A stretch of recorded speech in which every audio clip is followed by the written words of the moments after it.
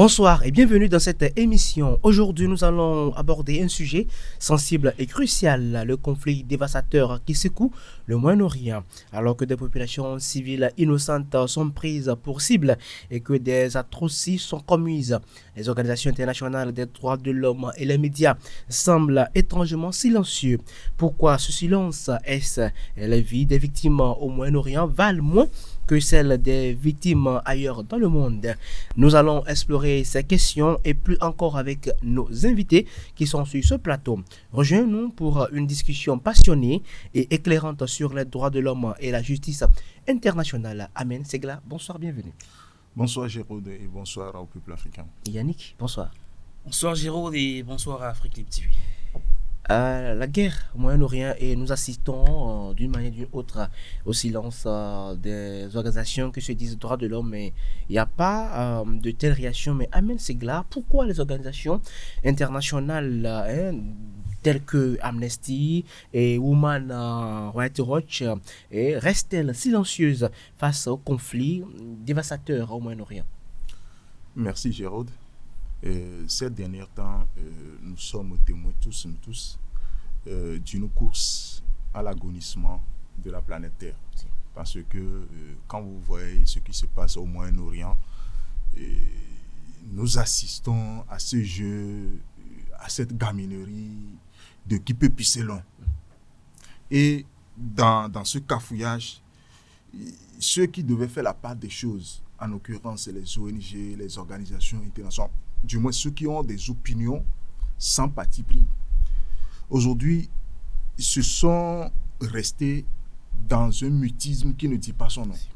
Or, à voir tout ce que nous avons connu par le passé en Afrique en matière de crise de divers ordres, ces ONG-là ont toujours fait montre d'une certaine exigence, d'une manière intraitable envers certains dirigeants africains, ne serait-ce que quand vous prenez le Sahel, avec tout ce que les trois pays ont connu comme le terrorisme.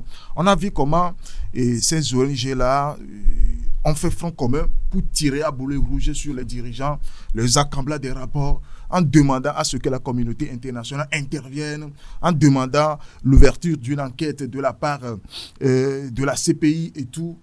Mais ce qui se passe au Moyen-Orient, on a l'impression qu'ils ont perdu leur langue, ils ne disent rien à propos de tout cela. Et en tant qu'Africains, en tant que leader d'opinion, et ça nous interpelle. Parce que dans quel monde nous pouvons vivre si on doit faire toujours double standard? Lorsqu'il s'agit de certains, bon, on les laisse la main libre de faire ce qu'ils veulent, mais à la moindre incantada en Afrique, on sort sur le plateau, on organise les émissions de sensation, on fait tout ce qu'il veut, juste pour accabler, juste pour stigmatiser les pays africains. Là, ça interpelle beaucoup d'Africains et c'est pourquoi nous disons qu'il va falloir que les gens revoient leur copie. Parce que l'Afrique n'est pas, après tout, un terrain de jeu où on peut se permettre de n'importe quoi. Si ce n'est pas les puissances impérialistes qui viennent jouer leur jeu, et ils viennent transporter leur guerre ici, juste pour mettre en place leur politique expansionniste, c'est les ONG qui font le jeu de ces multinationales, qui les financent et ils oublient certains conflits et ils se câblent sur d'autres. Vraiment, c'est déplorable. Yannick, conflit dévastateur au Moyen-Orient, mais nous constatons le silence de ces organisations internationales et médias. Et que peut-on comprendre par ce silence? Alors, merci Géraude. Plus le temps passe, plus la lumière se fait sur les réelles intentions cachées des puissances occidentales en ce qui concerne l'Afrique. En fait, leur soi-disant aide, quels apports que ces puissances apportent à l'Afrique ne sont pas de vraies aides. Ce sont des pays qui ne se préoccupent pas réellement de l'Afrique et de ses problèmes. Ces aides, ce sont juste des outils qu'ils mettent en place afin de mieux asservir le continent, afin de mieux asservir le peuple africain. Et parmi ces aides, parmi ces outils, vous avez ces organisations non gouvernementales telles que Human Rights Watch, Amnesty International et bien d'autres. Donc ce sont des outils mis en place afin de mieux faire passer la pilule amère aux Africains. Alors, comment voulez-vous que ces organisations-là, telles que Human Rights Watch, réagissent par rapport à cette situation? Parce qu'il faut le comprendre, la créature ne peut jamais mettre en place des actions qui vont à l'encontre de son créateur. Quand je parle de créature, je veux parler de ces organisations, de ces ONG. Et les créateurs, c'est qui? Ce sont les puissances occidentales, telles que les États-Unis, en complicité avec les puissances européennes. Donc, si aujourd'hui, l'Iran et l'Israël s'adonnent à cette guerre de suprématie ou d'hégémonie, c'est normal que Human Rights Watch et consorts et compagnie se taisent parce que, tel que je viens de le dire, Human Rights Watch, c'est les États-Unis. Or, on sait tous que les États-Unis, ce sont déjà récemment, les États-Unis ont attaqué frontalement l'Iran. Donc, ces organisations ne peuvent jamais prétendre critiquer ce qui se passe actuellement en Iran et en Israël. Mais si, c'est là où ça nous interpelle, s'il s'agit d'un pays africain ou bien de deux pays africains qui se livrent une guerre atroce, ou bien si il s'agit d'un pays africain qui est en proie à des crises, à des petites crises, il faut voir comment ces ONG vont intervenir, ils vont réagir, ils vont sortir une longue liste, un long rapport de 10 000 pages pour accabler les Africains, pour faire pression sur la communauté internationale afin de mettre en place des sanctions contre ces pays-là. Et les Africains doivent comprendre aujourd'hui que ces ONG, Women Rights Watch, Amnesty International, ces instruments, les institutions telles que la CPI et la Cour pénale internationale, ce sont des instruments tels que Amel vient de les dire, créés spécialement pour les Africains, pour asservir les Africains. Donc, ce silence de Human Rights Watch, c'est un silence qui peut se comprendre parce que ils n'ont pas le choix. Ils peuvent que fermer les yeux là-dessus. Quand nous retournons un peu en mars dernier, quand Donald Trump a ouvert le feu sur les Houthis du Yémen, sur les Houthis du Yémen, il bombardait des navires de commerce dans la mer Rouge, des navires américains en représailles. Pas en représailles, mais pour montrer leur mécontentement par rapport à la guerre qui sévit actuellement entre Israël et le Hamas. Voilà, et les États-Unis, Donald Trump s'est permis de bombarder les Houthis, les rebelles Houthis, avec les enfants, les civils qui sont tués. Mais Human Rights Watch a fermé les yeux là-dessus, parce que ce n'est pas la première fois qu'ils font ça. Donc ce silence, ça peut se comprendre. Les Africains doivent comprendre cela. Ces ONG, elles ne sont pas faites pour nous défendre. Elles sont faites pour nous asservir plutôt. D'accord. Voilà. Amen, vous venez de parler de double standard. Existe-t-il vraiment un double standard dans l'application de la justice par la Cour internationale, par la Cour pénale internationale en fonction des régions du monde? Oui, parce que quand vous voyez même l'accord de Rome, ceux qui ont ratifié cet accord-là, il y a certaines puissances qui sont impliquées dans tout ce que nous parlons ici, mais ils n'ont pas ratifié cet accord. Ça veut dire que un jour, lorsque les gens doivent répondre à leurs actes, il y a certaines personnes que la Cour pénale internationale ne peut pas interpeller. Mais ils font partie prenante de cette crise. Donc, c'est ça le double standard. Parce que avant même que les pays africains ne ratifient cet accord, l'Amérique a fait beaucoup de pression sur eux. Si tu ne ratifies pas cet accord, tu seras sanctionné sur le plan international. On va te bloquer des financements, tu n'auras plus des investisseurs, tu n'auras plus d'aide de tout autre. On a listé beaucoup de sanctions pour les pays qui oseront ne pas signer cet accord-là. Donc, ça a obligé beaucoup d'États à aller ratifier cet accord contre leur gré. Mais ceux qui sont même les protagonistes de cette crise n'en font pas partie. En l'occurrence, les États-Unis. Aujourd'hui, quand vous assistez à tout ce qui se passe dans ce monde, vous allez voir que les grands pouvoirs de fonds de ces ONG-là viennent des États-Unis. Vous voyez? Quand vous prenez George Soros avec sa société Open Society, Open Society, il a dit que c'est une organisation philanthropique, mais on sait dans quoi il met. Sous couvert de philanthropie. C'est voilà, ça, tu vois, non? Ce sont des choses, c'est eux qui financent ces ONG-là. Et ces ONG, ils ont leur cahier de charge. C'est-à-dire, tu es obligé de parler de ci, tu ne peux pas parler de ça. Tu parles de tel pays, tu ne parles pas de tel pays. C'est comme ça les choses s'organisent dans ce monde-là. Donc, quand vous avez posé la question, est-ce qu'il y a double standard? Oui, il y a double standard. Et ces ONG-là, aujourd'hui, quand nous faisons ces émissions-là, c'est pour interpeller les Africains par rapport à ce qui se passe, interpeller les Africains par rapport à la manière dont les choses s'organisent, les choses se sont organisées dans le monde. Alors, aujourd'hui, c'est que nous devons arrêter de croire à ces ONG-là. Lorsqu'ils arrivent dans vos pays, ils ne sont pas là pour des œuvres humanitaires. Là, il va falloir que nous enlevons ça dans nos têtes. Ils sont là pour une mission bien précise. Et cette mission-là ne rentre pas dans vos avantages. Ils sont là pour servir ceux qui les ont envoyés. Et ceux qui se sont envoyés, ce sont ces puissances-là.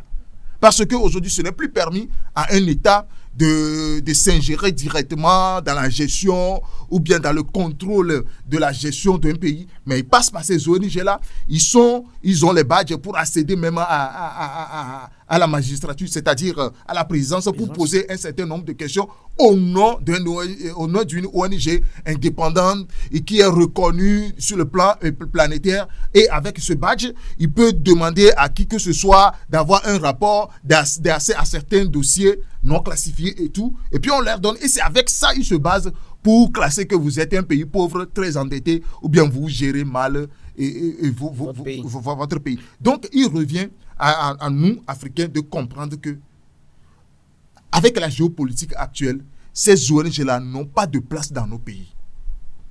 Aujourd'hui, les gens peuvent dire non, qu'ils sont là, ils ont construit quelques forages, ils ont construit des écoles, ils ont construit des hôpitaux. C'est parce que la gestion a été différente à un moment donné. C'est pourquoi.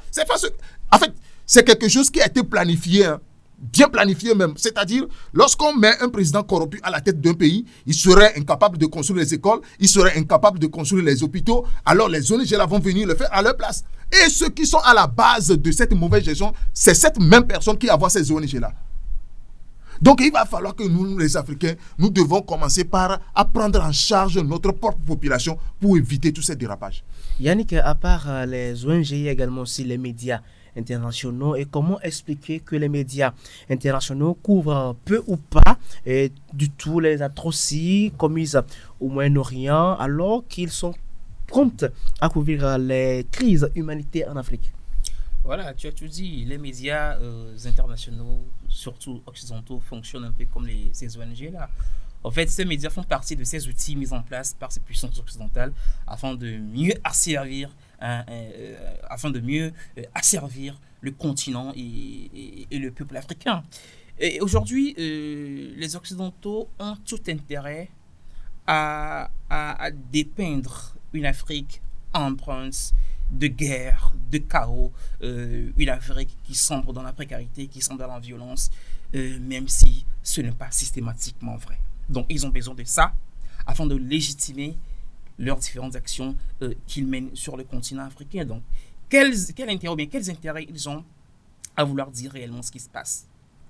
Ils sont obligés de mentir, de dénaturer les faits, d'exagérer les faits, afin de présenter le continent comme un continent qui souffre, qui a besoin de sauveurs, et ensuite, eux, ils arrivent.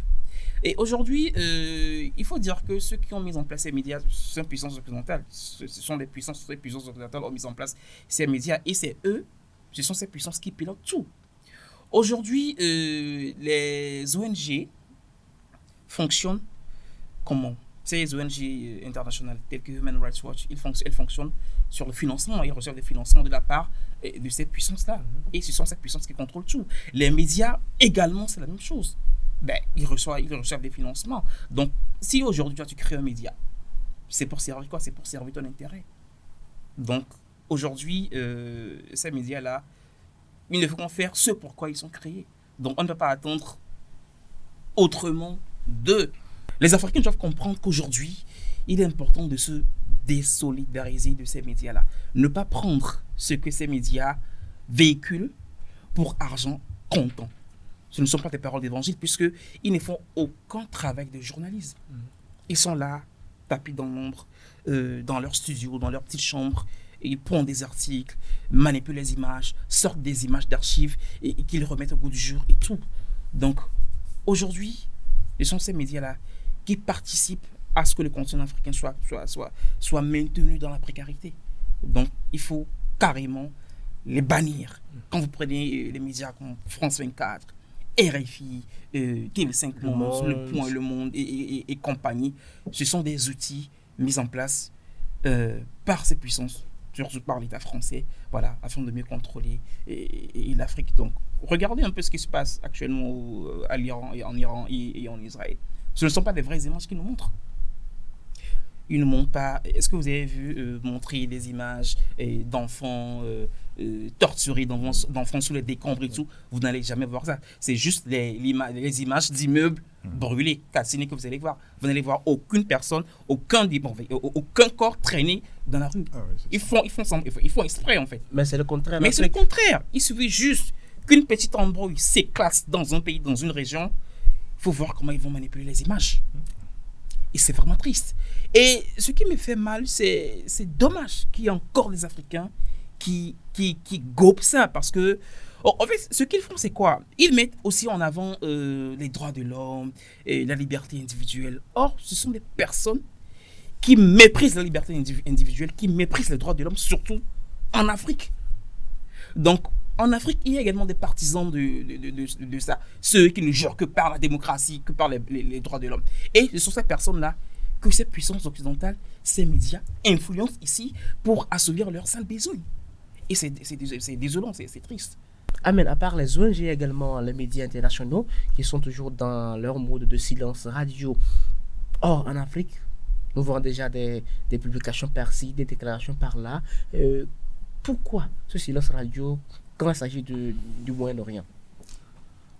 Alors, quand vous prenez les médias, je l'ai dit dans l'une de nos émissions ici, que les médias font partie de ce soft power des États. C'est-à-dire, quand vous prenez l'armée, les médias et les ONG, ce sont des outils que les États utilisent à un moment donné, lorsqu'il est en crise, pour trouver une solution à un problème précis. Par exemple, quand il y a un État est en difficulté vis-à-vis de son voisin, il utilise l'armée. Et pour que ce que l'armée va faire soit vraiment médiatisé et accepté par tout le monde, ils utilisent les médias. Mais pour les ONG, pour aller sur le terrain, aller se renseigner, aller chercher certaines informations, les ONG là sont utilisées parce que quand vous prenez l'armée appartient à un État. Quand vous prenez un média, bon, il existe les médias privés, les médias publics, les médias étatiques. Mais une ONG n'a pas d'identité fixe. C'est-à-dire, il est là pour tout le monde, il est juste au milieu. C'est ce qu'on nous a fait croire. Or, c'est pas ça. Et quand vous prenez ces médias-là, leur mission, c'est de montrer comment les Africains meurent. C'est-à-dire, lorsqu'il y a attaque terroriste, il va falloir que le monde entier soit au courant de ce qui se passe, comment le corps des Noirs traîne par terre, comment les Noirs s'entretuent, comment les Noirs sont des animaux. Mais quand eux-mêmes, ils posent des actes de sauvagerie entre eux, là, personne n'a besoin de voir ça. Parce que c'est une honte pour cette classe supérieure. Je ne sais pas d'où leur vient cette supériorité. Ils se croient gendarmes de tout le monde ou bien gendarmes du monde entier. Et c'est eux qui doivent imposer la règle aux autres. Donc, leur corps ne doit pas traîner. Personne ne doit voir comment l'homme blanc meurt. Donc, c'est à ça qu'on assiste. Parce que vous ne pouvez pas accepter que tout ce dont nous assistons depuis quelques semaines au Moyen-Orient, on voit que des immeubles vides, détruits, et il n'y a pas mort d'homme. On parle des blessés. Un immeuble qui se coule complètement, et il n'y a pas d'homme, il n'y a pas mort d'homme. Il n'y a pas de cadavre, il n'y a pas de corps. Il n'y a rien. Et les ONG n'en parlent même pas. Parce qu'ils savent que dans cette escalade, il va y avoir sûrement la mort d'homme et que le monde entier serait indigné par rapport à ce qui se passe. Donc, comme ils ont leur agenda bien fixé là-dessus, ils ont imposé à ces médias-là de ne pas montrer ces images-là. Et ces médias-là aussi, ils ont accepté. Donc, ça revient à ce double standard dont nous parlons sur ce plateau. Parce que c'est comme ça, je dis, les Africains doivent tirer beaucoup de leçons dans ce qui se passe au Moyen-Orient. On doit beaucoup tirer de leçons dans ce qui se passe. Ceux qui croient toujours à ces ONG, à chaque fois qu'il y a une crise, on appelle à la communauté internationale d'intervenir, il doit se prononcer sur cette affaire. Ces gens-là se foutent complètement de nous. Ils s'en foutent si vous vivez ou vous ne vivez pas, c'est leurs intérêts. Pire, ils se moquent de nous. C'est ça. Pire. Le capitaine Ibrahim Traoré l'a dit tout récemment, qu'il veut votre richesse sans vous. C'est parce que vous avez des richesses, c'est pourquoi ils s'intéressent un tant soit peu à ce que vous faites. Sinon, ils n'ont rien à foutre de vous. Ils ont besoin de votre sous-sol, c'est tout. Donc, ces médias-là, ils sont dans leur rôle. Hein. C'est que par le passé, on a cru que, bon, ils sont des médias internationaux, ils ont l'éthique, ils appliquent le droit international. Mais or, c'est pas ça. C'est pas ça. Ils sont là pour répondre à un agenda, et leur agenda, ce n'est pas de publier tout ce qui se passe tel que ça se passe au Moyen-Orient, mais c'est de mettre tout le monde dans un flou kafkaïen, et puis ça avance comme ça. Et si tous les Africains pouvaient comprendre cela, que ces médias occidentaux sont dans leur rôle, eh bien, ça nous avantagerait. Parce que regardez un peu comment ils traitent les informations.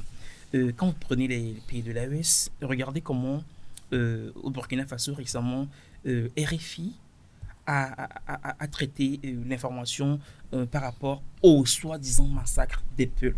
Ouais. Quand vous voyez comment ils ont décrit des scènes, on dirait un film sorti tout droit des studios de Hollywood. Le trait de l'enfer des peuples a quitté la gare. Exactement, merci Amen. Voilà un peu le titre. C'est ça. Le titre veut tout dire. Voilà. Hein, ils veulent voilà, susciter de l'outrage en fait. C'est ça. Susciter de l'émoi, de l'émotion. Hein, faire croire que les soldats burkinabés, ce sont des tortionnaires, ce sont des criminels qui assassinent les peuples, qui assassinent de sang-froid les civils.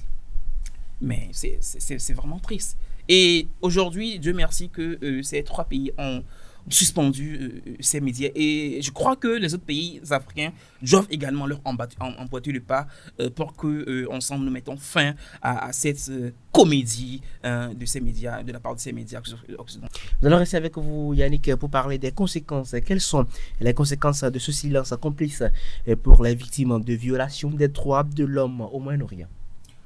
Quelles conséquences? Ils sont en train de se tuer entre eux. Ils n'ont qu'à le faire.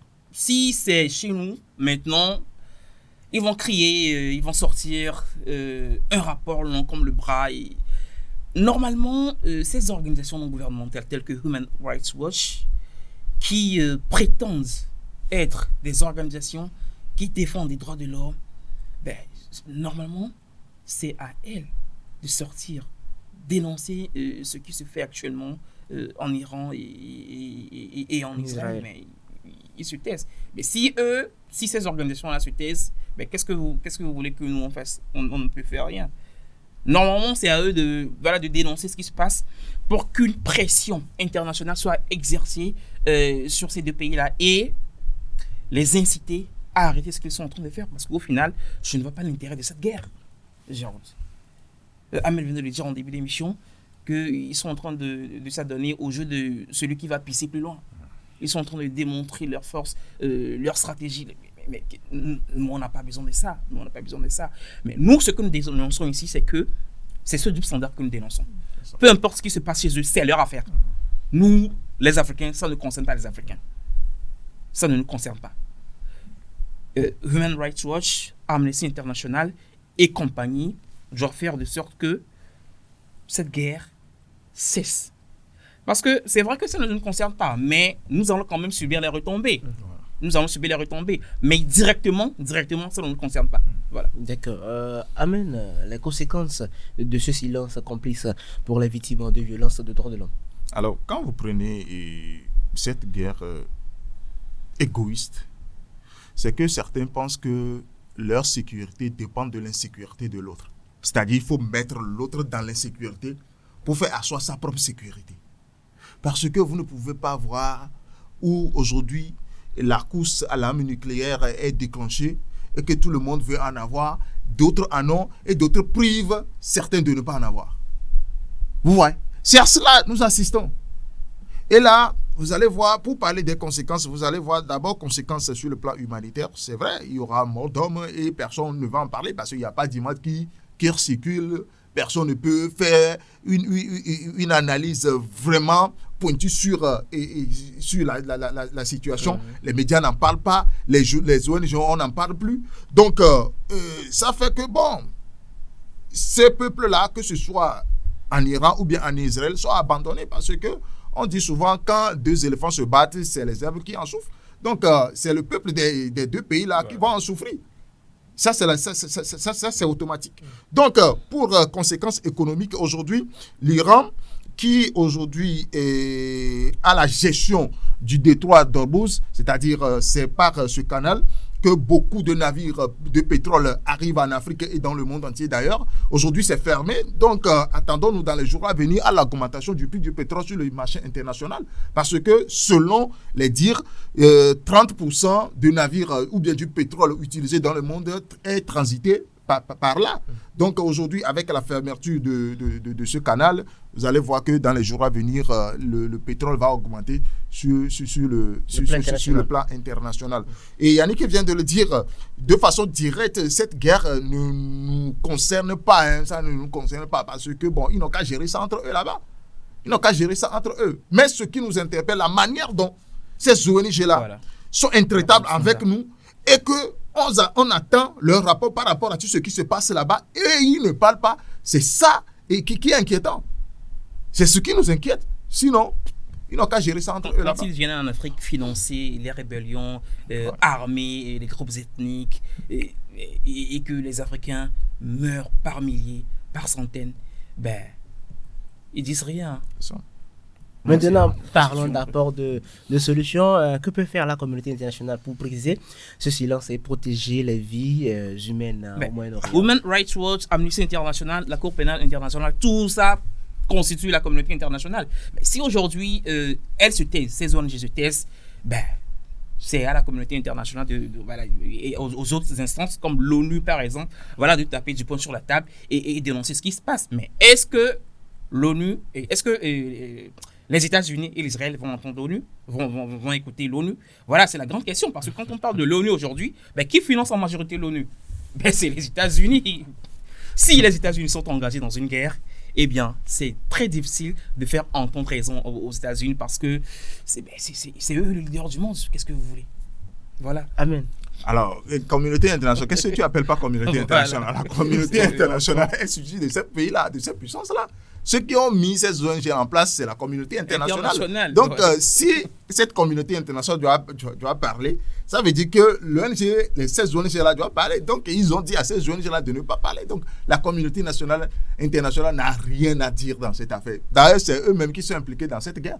Donc, ils vont dire quoi? Que bon, à un moment donné, il faut qu'on s'arrête et qu'on revienne à la raison. Non, il ne faut pas le faire parce que leur intérêt est en jeu. Leur intérêt, c'est de ne pas voir l'Iran avoir l'arme nucléaire. Voilà, c'est ça, avoir l'arme nucléaire. Donc, aucune ONG n'a rien à dire dans cette affaire. Et la communauté internationale aussi. Donc, il n'y a pas de communauté internationale dans cette affaire. C'est la communauté internationale même qui fait la guerre. Donc, il n'y a pas de réponse à cette question. Et c'est triste, hein, c'est la communauté internationale. Voilà, il faut préserver son hégémonie, voilà, sa supériorité.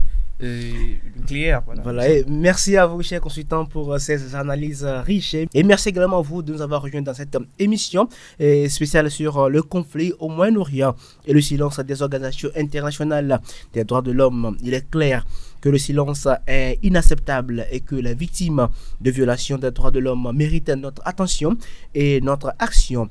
Les droits de l'homme sont universels et doivent être défendus sans discrimination. Nous continuerons à suivre cette situation de près et à vous informer sur le développement à venir. Merci à vous. Bonsoir chez vous.